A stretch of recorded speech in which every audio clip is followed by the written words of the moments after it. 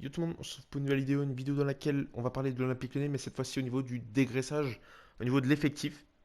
Donc il y a quelques jours, dans la presse, on a parlé de 12 ou 14 joueurs que Lyon voudrait bien vendre. Après il y aura aussi les fins de prêt, etc. Ça englobe beaucoup de choses. On va en parler dans cette vidéo. Avant ça les gars, n'hésitez pas à vous abonner, à liker, à partager et à commenter bien sûr. Dites-moi dans les commentaires si vous avez les mêmes points de vue, si vous avez un autre point de vue que moi au niveau du dégraissage de l'effectif, parce qu'il y a quand même pas mal de choses à faire, des joueurs à recruter, des joueurs à vendre.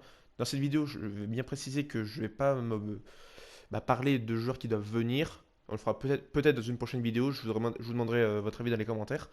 Mais cette fois-ci, ça va vraiment être les joueurs qui doivent partir ou rester. Je vais bien être clair là-dessus. Mais comme je vous ai dit, les gars, n'hésitez pas à vous abonner, à liker, à partager, à commenter, ça fait toujours très très plaisir. Donc là, je me suis fait une petite liste, je vais bien développer. J'ai vraiment mis tous les joueurs pro, donc pas ceux qui sont en U19 qui des fois montent, par exemple des LA Rouge qui étaient quasiment dans le groupe OL Pro, etc. OL Porto, pardon. Je parlais vraiment des joueurs qui ont joué peut-être un match après qu'on les a plus revus, mais vraiment tous ceux qui ont déjà joué. Donc on va commencer par les gardiens, après les défenseurs, après les milieux de terrain et après les attaquants. Donc je vais commencer avec les gardiens. Donc au niveau de Lopez, pour moi c'est sa meilleure saison, presque de tout confondu depuis le temps qu'il est au club, donc depuis 2011. Pour moi c'est sa meilleure saison, il est vraiment exceptionnel. Je crois que le seul match qu'il ait loupé c'est le match contre Rennes, le 4-2. Parce que le 4-1 à Rennes, il a fait un nombre incalculable d'arrêts, sinon on aurait pris 10-0 presque. Mais c'est vraiment son seul match raté.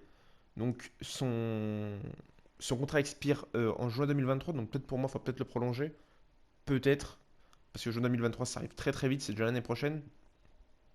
Donc peut-être pourquoi pas le prolonger d'un an, peut-être. Ça pourrait être une bonne option. Ou alors réfléchir à un autre gardien, parce que derrière Pollersbeck, je vais faire du 2 en un. Pour Pollersbeck, c'est un bon gardien numéro 2 mais qui a un contrat qui court jusqu'en 2023, mais honnêtement, je préférerais avoir un Barcola qui arrive en troisième position, ou un Bonnevie qui est souvent dans le groupe pro, tout le temps en troisième. Pourquoi pas les passer en 2 et 3? Parce que pour moi, Paul Lensbeck, voilà, il a fait des bons matchs pour remplacer Lopez quand il fallait, ou en Coupe de France. Moi, maintenant, je préfère avoir en deuxième et troisième gardien un gardien formé au club. Je pense que c'est bien mieux. Et si on pouvait vendre Paul Lensbeck pour récupérer un petit peu d'argent, ce serait pas un grand mal en vrai, je pense. Donc dites-moi dans les commentaires si vous êtes d'accord ou pas. Après, au niveau de Barcola, c'est un contrat qui court jusqu'en juin 2022, donc c'est bientôt, hein. C'est dans quelques mois. Donc pourquoi pas le prolonger, ça pourrait être cool. Après, pour le gars Bonnevie que j'ai parlé, j'ai pas trouvé d'infos sur lui au niveau de transfer market, donc j'ai jamais aussi vu trop de ses matchs. Donc je vais pas trop en parler, mais après pourquoi pas le mettre en numéro 2 ou en numéro 3 au niveau de la hiérarchie si on fait partir Pollersbeck. Maintenant les gars, on va parler des défenseurs. Au niveau de Denayer, c'est le premier défenseur que j'ai écrit sur la feuille. Donc, sur ma feuille que j'essaie de bien vous expliquer, c'est que son contrat il va se terminer en juin 2022, que Lyon n'a pas trop envie de céder à ses exigences, pardon, parce qu'il demande un très gros salaire, et maintenant que Loukeba s'est révélé, bah, c'est un peu compliqué de garder Denayer, donc je pense qu'il va faire une Memphis, il va partir dans un gros club, signer une grosse prime à la signature. Honnêtement, il nous a rendu quelques bons services, je pense qu'il va laisser quand même une bonne empreinte quand même à Lyon, je pense. Il a fait plus de bons matchs quand même que de mauvais. Donc ça peut être une perte quand même, ça va faire un petit coup de mal. Faudra trouver son bon remplaçant pour moi. Mais honnêtement, bon vent à lui en tout cas. Mais en tout cas, je crois qu'il demandait 400 000 euros par mois. Je pense que c'est vraiment très élevé. En tout cas pour les finances de Lyon, hein. On sait que le maximum, le plafond de verre, c'est 350 000 euros. En tout cas, cette année, c'est Ndombele et Boateng à 350 000 euros. Sachant que Ndombele fait beaucoup de sacrifices. Il payait un petit peu de son prêt, etc. Donc d'ailleurs, je pense que ça va lier. J'ai pas besoin de donner trop mon avis, mais en tout cas, il va partir, c'est pour moi à 90%. Ensuite, Boateng, c'est le problème de cette année, c'est il a vu clair à Lyon. Il sait qu'au Bayern, c'est hyper bien géré, que Lyon, il y a des tensions. Au moins, lui, il a eu un petit peu les coronesses de le faire et de le dire. C'est pour ça qu'il est un peu mis au placard, hein. Il y a la blessure, ok, il peut être blessé, etc. Mais il y a des moments où il n'était pas trop blessé, qu'il aurait pu jouer, etc. Donc moi je suis un petit peu déçu. C'est un joueur vraiment quand il a joué, il a vraiment été vraiment bon. On voit la différence avec les autres joueurs. C'est pour ça que je trouvais que ça faisait un bon duo, Luke et Boateng. Ça faisait un bon petit duo, je trouvais. En tout cas, je pense qu'on va peut-être même pas le revoir de la fin de saison. Et vu comment il est payé au niveau de son salaire, c'est 350 000 euros. Je pensais qu'il toucherait plus, mais finalement, l'équipe, ils ont dévoilé un peu les salaires. Et ça permet de voir comment il est payé. Honnêtement, il a fait un sacré sacrifice parce il est touché, je crois, dans les 11 millions, je crois, par mois, par an, ou un truc comme ça. Donc il a fait un beau sacrifice. Honnêtement, en donnant de sa comme ça, je pense que on aurait peut-être dû l'écouter parce que le 3-4-3 qu'on s'est farci pendant 10 matchs, on l'a payé cash au niveau du championnat. Maintenant, il va falloir qu'on cravache pour récupérer les points et ça va être très très dur. Mais honnêtement, Boateng, je suis un peu déçu et je pense qu'il va partir. Moi, j'aimerais qu'il reste, mais vu qu'il a un contrat qui court encore jusqu'à l'année prochaine, qui finit en juin 2023, je pense qu'on va essayer de le refourguer à notre équipe, sachant qu'il vaut encore 5 millions d'après Transfer Market. Donc si on en vend 5 millions, honnêtement, ça peut être une bonne aubaine. Il a 33 ans, je crois. Ce serait bien le vendre. Mais honnêtement, je pense qu'il aurait pu nous servir parce que vraiment, c'est un bon joueur, un bon leader. C'est le leader qui manque à Lyon, je pense. Et si on le fait même pas jouer, on le fait même plus jouer, franchement, ça me déçoit un peu de la méthode de Lyon. Mais on en reparlera peut-être au moment du mercato. Ensuite, Damien Da Silva, contrat pareil que Boateng qui s'est termine en juin 2023, qui a quasiment le même âge que lui. Pas le même niveau, hein, c'est pas pour le tailler, c'est un bon joueur, Damien Da Silva, c'est un bon gars. Après, il a pas le même niveau, c'est un troisième, quatrième couteau. Son prix, d'après Transfer Market, c'est 1,5 million d'euros. Honnêtement, pourquoi pas peut-être le garder jusqu'à la libération de son contrat en juin 2023. Parce que qui pourrait mettre 1 million d'euros pour le récupérer, je sais pas qui. Après, c'est un bon gars, honnêtement, je pense. J'ai vu un peu de ses interviews sur OL Play. Honnêtement, ça a l'air d'être un bon gars. Il fait des bons matchs. Le peu qu'il fait, honnêtement, il est pas trop décevant, je trouve. Il a ses qualités, il a ses défauts. Honnêtement, si on le garde jusqu'en 2023, en juin 2023, et qu'après il part libre, honnêtement, moi, ça me dérange pas trop. Maintenant, on va passer aux latéraux, les gars. Donc pour Emerson, ça va être compliqué de l'acheter. Sachant que là, ça va être la fin de son prêt. Honnêtement, il a jamais été décevant. À part deux matchs, peut-être. Le match contre Nice, bah, les 10 dernières minutes. Et peut-être le match contre Rennes. Le retour, bien sûr. Je trouve que c'est vraiment l'arrière-gauche qui manquait à Lyon depuis Ferland Mendy et voir Eric Abidal. Très très fort. Après, c'est sûr qu'il n'a pas une qualité offensive. C'est un gros apport offensif à la Ferland Mendy. Mais défensivement, c'est vraiment c'est un sacré client. Donc, sachant qu'il a un salaire à 700 000 euros à Chelsea, que nous on le paye 280 000, donc c'est-à-dire que je pense que en gros c'est du 40%, je pense, de son salaire de base. Dans les environs, les gars, hein, je fais les calculs vite fait. Pour payer 700 000, il faudra déjà qu'il baisse son salaire, parce que 700 000 on le payera après. On n'a pas payé on veut pas payer des Denayer à 400 000 ou des Depay un peu plus cher, donc c'est m'étonnerait qu'on garde Emerson. Je pense qu'on va essayer d'en trouver un autre. Je pense qu'il y a quand même des bons coups à faire. Mais Emerson, c'est dommage parce que c'est vraiment, je pense, le joueur qu'il fallait à Lyon. C'est vraiment une très bonne personne, humainement, même professionnellement. C'est dommage qu'on n'ait pas les moyens pour le faire signer. Mais vraiment très bon joueur Emerson. Ensuite, sa doublure, Enrique, franchement très bonne trouvaille de Juninho. Je tiens à le signaler. On le voyait comme un joueur du Brésil avec aucune référence. Je crois qu'il a 26 ou 27 ans, Enrique, je crois. Et honnêtement, il coûte pas très cher. Il coûte 1 million sur Transfer Market. Il a un contrat qui dure jusqu'en juin 2024. Honnêtement, c'est une très bonne trouvaille, une très bonne doublure. Il fait pas parler de lui. Toujours très sympa. J'ai aussi écouté, il a fait une interview sur Wellplay il y a quelques mois. Honnêtement, il a l'air vraiment très sympa. Il aime le club. Il aime surtout Juninho aussi, de l'avoir fait venir. Et honnêtement, ça se voit que sur le terrain, quand il fait ses matchs, il les fait bien.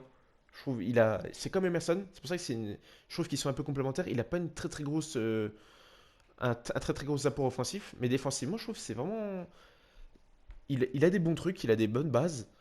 Mais en fait, ce qu'on a à droite comme Gusto, qui est vraiment très offensif, il faut peut-être qu'il s'entraide, peut-être parce que je sais pas ce qu'ils font l'entraînement, mais si les latéraux droits pouvaient apprendre un petit peu de l'arrière gauche, ou l'arrière gauche un peu d'arrière droit, je pense que ça pourrait faire un bon truc. Parce que, comme je vous ai parlé la dernière fois de Klaus, qui est vraiment très fort aussi sur le niveau offensif, et un peu moins sur le défensivement, si on veut faire un petit comparatif. Si s'entraideraient les deux à savoir comment faire pour faire plus d'apport offensif et les autres plus de défensif, on aurait une équipe très complémentaire. Si vous voyez ce que je veux dire. En tout cas, Enrique, si on peut, ouais, pas le prolonger, mais honnêtement, en doublure, il est très bien. Après, il faudra voir l'année prochaine, je pense, au niveau de son contrat. Mais moi, je serais très content de le garder en doublure.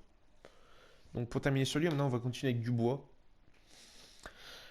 Je suis parti aussi de certains Lyonnais qui voient qu'il a un manque Je pense que pour le niveau de Lyon, c'est peut-être trop élevé pour lui, ou alors qu'il aille peut-être dans un autre club. Je sais pas, peut-être un club comme, je sais pas, un Strasbourg, il serait bien honnêtement. Un Strasbourg, peut-être même repartir à Nantes. Honnêtement, Nantes, ils sont très bons cette année. S'il pouvait repartir à Nantes, ça serait pas trop mal. Mais au vu de ce qu'il coûte sur Transfer Market, en tout cas de l'estimation, 14 millions, je pense pas qu'il pourrait rester dans un club moyen. Donc je pense que c'est un club avec un bon standing, je pense où il pourrait partir. Après, qui pourrait mettre 14 millions sur Dubois, sachant que pour moi, c'est sa dernière saison à Lyon. Il y a trop de trucs avec les supporters, etc. Je pense pas qu'il va rester. Maintenant, il faudra trouver un bon remplaçant. Donc, il y a Klaus. Mais est-ce que Klaus va venir? Peut-être un autre joueur. Mais en tout cas, si Dubois part au-dessus de 10 millions, je pense c'est peut-être le transfert du siècle à Lyon, hein. C'est pas trop ironique que je dis, mais si on arrive à le faire partir pour plus de 10 millions, je pense que ça peut être une très grosse affaire pour Lyon pour retrouver un bon remplaçant pour le remplacer. Ensuite, Gusto, contrat qui dure jusqu'en 2024. Je sais pas si je vous l'ai dit pour Dubois, c'est aussi jusqu'en 2024. Mais Gusto, honnêtement, moi je serais d'accord pour le prolonger au moins jusqu'en une année de plus, même jusqu'à à la fin de l'année, le prolonger jusqu'en 2025.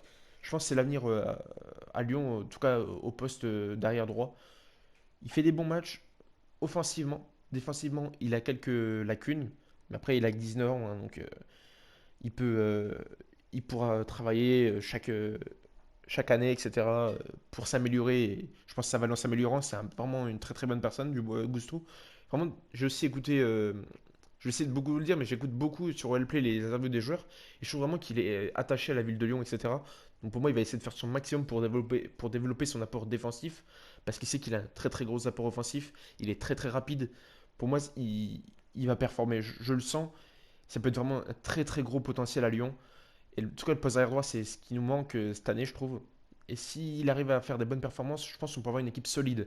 Parce que au niveau de Lyon, l'apport offensif a toujours été très bon, je trouve. C'est surtout l'aspect défensif qui a toujours pêché, que ce soit au niveau de la défense centrale ou des latéraux. Donc si on arrive à avoir un joueur comme ça, jeune, qui vient de Lyon, qui aime le club, ça pourrait faire vraiment beaucoup de bien et ça pourrait faire un Lyon assez homogène parce que ça fait plusieurs années qu'on a toujours un endroit dans l'équipe qui pêche.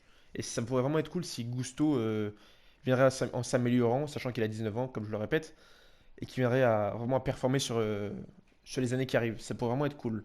Ensuite, au niveau de Mendes, donc je l'ai mis au niveau des milieux de terrain, mais maintenant il joue plus défenseur. Honnêtement, je trouve qu'il est meilleur en défenseur qu'en milieu de terrain. Parce que honnêtement, Guimarães, je lui ai fait vraiment une ombre pas possible. Guimarães était 5 fois au-dessus de lui, sachant qu'on l'a recruté presque 25 millions d'euros, je crois. Mendes. Il a un contrat qui court jusqu'en 2023. Il vaut encore 10 millions d'après Transfer Market. Qui va les mettre pour lui? Personne, parce qu'il n'y a que Flamengo qui voudrait l'acheter. Flamengo, c'est maintenant qu'il va mettre 10 millions pour l'acheter, sachant qu'il ne reste plus qu'une année de contrat. Mais je serais d'accord pour le vendre. Ça pourrait être une bonne affaire. Mais pas le laisser libre pour qu'on récupère un peu d'argent, ça pourrait être très bien. Mais plus les différends qu'il y a avec les supporters, donc du coup, le vendre, je pense que ça pourrait être la meilleure des solutions pour le mercato d'été. Ensuite, pour avoir, les supporters sont mitigés. Donc du coup, il y en a beaucoup qui veulent qu'il reste, qu'il est beaucoup aimé. Il y a aussi le truc que beaucoup décrivent un peu sa fainéantise un peu sur le terrain. Donc du coup, moi je suis assez partagé. Il a une estimation à 30 millions d'euros sur Transfer Market. Il a un contrat qui court jusqu'en 2023. Donc moi, s'il part, c'est pas trop dérangeant. Sachant qu'on a Paqueta. Est-ce qu'on va aussi garder Paqueta? Ça, on verra plus tard. Mais je pense qu'à voir, il a fait le tour à Lyon. C'est ça surtout le truc. Il est arrivé, je crois que c'était son premier match, il l'avait fait. C'était contre Alkmaar, je crois. Je l'avais vu le match, on avait gagné 7-1. Et il était rentré, ça fait déjà. Ça remonte à 2017, je crois, donc ça fait 5 ans qu'il est déjà là. Et comme je l'ai dit, je pense qu'il a fait son temps à Lyon. Faut qu'il découvre autre chose. Et si on pouvait en tirer déjà 10 millions, je pense que ça serait déjà un bon prix. Ensuite, pour Cacré, honnêtement, c'est un des joueurs que je veux vraiment qu'il prolonge. J'aurais bien qu'il prolonge, ce serait cool. Qu'il a un contrat qui court jusqu'en 2023. Lui, il voudrait payer 300 000 euros par mois et Lyon serait prêt à lui offrir 200 000. Honnêtement, s'il pouvait trouver un accord dans les 220 000, 230 000, ça pourrait vraiment m'arranger. C'est un joueur vraiment que j'aime bien, Cacré. Et son estimation au niveau de transfer market, c'est 20 millions d'euros. Et je pense vraiment qu'il n'a pas beaucoup de qualité offensive, mais défensivement, au niveau du pressing, etc., c'est peut-être l'un des meilleurs milieux de terrain de Ligue 1. Honnêtement, c'est vraiment un très très très bon joueur. Ça me ferait pas peur que Barcelone, un club comme Barcelone, vienne s'intéresser à lui. Honnêtement, c'est vraiment un très très bon joueur. Ensuite, au niveau de Pape Cheikh Diop, je ne sais pas si vous l'avez oublié, mais il est encore sous contrat avec nous jusqu'en juin 2022, donc il reste 2-3 mois. Il a une estimation au niveau de 2 millions d'euros sur Transfer Market. Mais lui, à mon avis, ça va faire une Mapouille en Gambiwa. Dès que le contrat sera terminé, ce sera ciao, bye bye. Et je sais même pas s'il va retrouver un club au niveau pro, hein, parce que lui, ça a été vraiment une hécatombe pour lui. On l'a acheté dans les 9 ou 10 millions d'euros au Celta Vigo. Ça a été un échec total. Le seul match qu'on va sortir de lui, c'est le match contre City où il avait été s'imposer avec Ndombele en double pivot. C'est le seul match que je vais retenir de lui, en tout cas. En tout cas, bon vent à lui, mais je pense pas qu'il va rester à Lyon, hein. En tout cas, bonne chance au club qui va le. Si un club lui fera un contrat un jour, bonne chance à lui. Ensuite, un nouveau milieu, c'est Habib Keïta, qui n'a pas fait beaucoup de matchs. Après, il m'a pas non plus ébloui. Il m'a pas tapé dans l'œil. Il a un contrat qui court jusqu'en juin 2025. Il est estimé à 1 million d'euros. Moi, honnêtement, j'aimerais bien le prêter dans un club de Ligue 1. Typique Brest. Ou quelque chose comme ça. Parce que je trouve que Brest, ils mettent bien en valeur les jeunes. Ou même un Nantes. Ce serait cool pour lui, je pense. Avoir une bonne expérience. Parce qu'à Lyon, la route est barrée, hein. On va pas se mentir.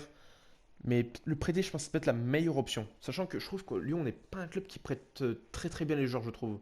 Il y en a beaucoup qui prêtent bien les joueurs. Honnêtement, je ne sais pas ce que vous pensez, vous, ceux qui m'écoutent, mais je trouve que Lyon, ils ont un mal à trouver le bon club et à prêter les bons joueurs, je trouve.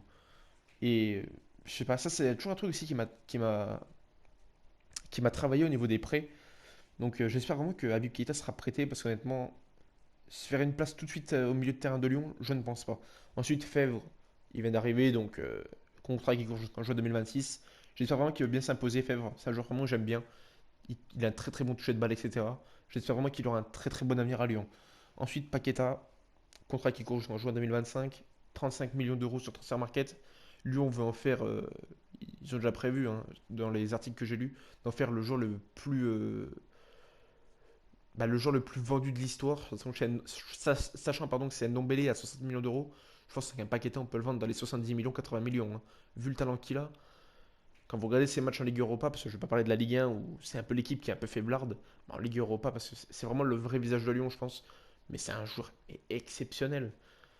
C'est vraiment exceptionnel, Paqueta. Donc, je pense largement qu'on peut le vendre dans les 70-80 millions d'euros. Après, honnêtement, j'aimerais bien qu'il reste. Savoir un joueur de cette qualité, je pense qu'on l'a jamais eu peut-être dans l'histoire de Lyon, hein. Il est très très fort, que ce soit offensivement, défensivement, agressif, protection de balle, même de la tête. Il a pris des duels contre Porto. Franchement, il m'a étonné. Je me suis dit, mais là, il va pas la prendre de la tête. Et finalement, il la prend. Il fait la déviation qu'il faut. Et même à la fin du match, on aurait pu mettre 2-3 buts avec les contre-attaques qu'on avait. Mais honnêtement, Paqueta, c'est le crack ultime, je pense. Même en Ligue 1, c'est le crack ultime. Après, on verra s'il part ou pas. Mais en tout cas, je serais vraiment très très déçu qu'il parte. Ensuite, on s'approche vraiment beaucoup de la fin de cette liste. Il y a Cherki, juin, qui court jusqu'en juin 2023, 20 millions d'euros d'après Transfer Market. Lui, c'est le point d'interrogation de la liste que j'ai préparée. Je sais même pas s'il va prolonger. Je trouve qu'il peut se transformer en Awar quand il joue sur le terrain, mais il a un truc en plus qu'Awar. Il est bon des deux pieds, il a cette faculté de dribble qui peut passer, mais qui peut aussi nous énerver. J'espère qu'on lui trouvera un bon coach. S'il reste, qu'il y ait un bon coach et qu'il arrive à le mettre en valeur. Je pense qu'il y a un coach qui peut le. Je ne sais pas lequel, mais je pense qu'il peut y en avoir un sur cette terre quand même qui peut le booster. C'est pas possible. Il y a trop de talent dans ce mec pour rien en tirer. On peut pas en refaire un deuxième Ben Arfa. Si vous voyez ce que je veux dire, hein, c'est pas pour taper sur Ben Arfa. Ben Arfa, il avait un talent exceptionnel. Dommage qu'il a jamais su vraiment le mettre au plus haut niveau sur des saisons complètes. En tout cas, j'espère que Cherki pourra développer son vrai football et en tout cas en restant à Lyon. Pas faire une Gouiri ou une peut-être future Melvin Barr qui est arrière gauche, certes, mais qui se développe très rapidement à Nice. Ensuite, au niveau de Jeffrey Nadalaïd, aussi un futur crack présenté comme ça, en tout cas il y a 2 ans, 2-3 ans, je crois, qui a eu deux grosses blessures, une au genou gauche, une au genou droit, deux ruptures de ligaments croisés. Lui, il a un contrat qui court jusqu'en juin 2024. Ça approche très très vite. Il estime à 17 millions d'euros, mais l'estimation là, elle est bien drôle parce que je sais même pas depuis quand il n'a pas enchaîné 2-3 matchs à haute intensité À part à Nice, je crois qu'il avait eu la blessure en décembre 2020, je crois. Et il a dû faire peut-être un mois ou 2 mois et pouf, il avait rechuté directement. Donc ça fait très très longtemps qu'il a pas enchaîné beaucoup de matchs. Donc lui, c'est vraiment aussi un point d'interrogation. Pas au niveau de s'il faut le prolonger ou pas, le garder ou pas, mais en tout cas déjà de refaire des matchs constants, réguliers et déjà à haute intensité. Donc lui, je serais d'accord pour le garder. Et honnêtement, s'il fait une grosse saison un jour, sur une grosse, vraiment des matchs de bout en bout accomplis, etc., je me demande s'il ne faudrait pas le vendre en cas de future éventuelle rechute. Ce que je n'espère pas bien sûr, hein. On touche tous du bois, mais j'espère vraiment qu'il va pas réussir à se reblesser et nous faire une gourcuff. Ensuite, au niveau de Tokekambi, pour moi, le joueur le plus fort au niveau des statistiques, il a vraiment. Je pense qu'il est vraiment très très bon, mais le seul problème, c'est qu'il n'arrive pas tout le temps à mettre les occasions qu'il faut au fond. Il y a des matchs où il va vous mettre deux trois buts, et des matchs où il va se créer beaucoup d'occasions, mettre un poteau, une barre, ou louper un but immanquable. C'est pour ça qu'il manque ce petit truc à Tokekambi, sinon il serait jamais venu à Lyon, il serait dans encore un plus grand club que Lyon. Et c'est pour ça qu'il est à Lyon. C'est parce qu'il a ce truc d'avoir des bonnes stats, mais il pourrait avoir des meilleures stats. Je sais pas si vous voyez ce que je veux dire.